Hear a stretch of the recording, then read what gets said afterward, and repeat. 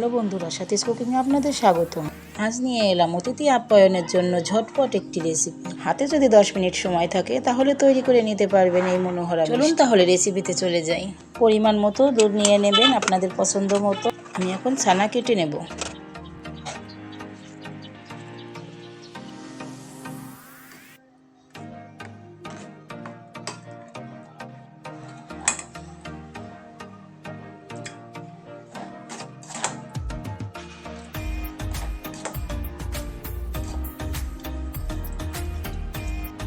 আমি বড় চামচের 1 চামচ চিনি দিচ্ছি, একটা এলাচ ফাটিয়ে দেব, আর সাথে গুঁড়ো দুধ 1 চামচের মতো গুঁড়ো দুধ দিয়ে দেব।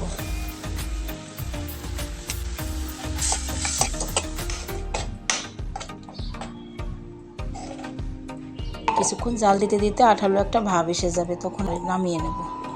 রেখে দেওয়া অর্ধেক কাঁচা ছানা জাল দেওয়া ছানার সাথে মাখিয়ে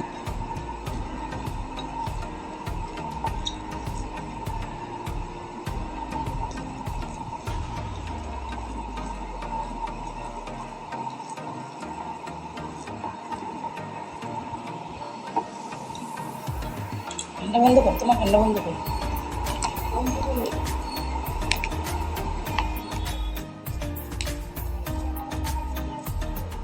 এক চামচ গুঁড়ো দুধ মাখিয়ে নেব। এখন আমি মিষ্টিগুলো বানিয়ে নেব। গুঁড়ো দুধে আমি গড়িয়ে নেব।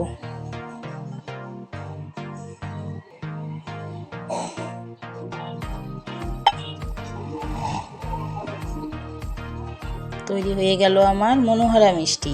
একবার খেলে বারবার খেতে চাইবেন, মুখে লেগে থাকার মতো একটি মিষ্টি। সবাই পাশে থাকবেন, লাইক সাবস্ক্রাইব করবেন, থাকলে অবশ্যই কমেন্ট বক্সে জানাবেন। ধন্যবাদ সবাইকে।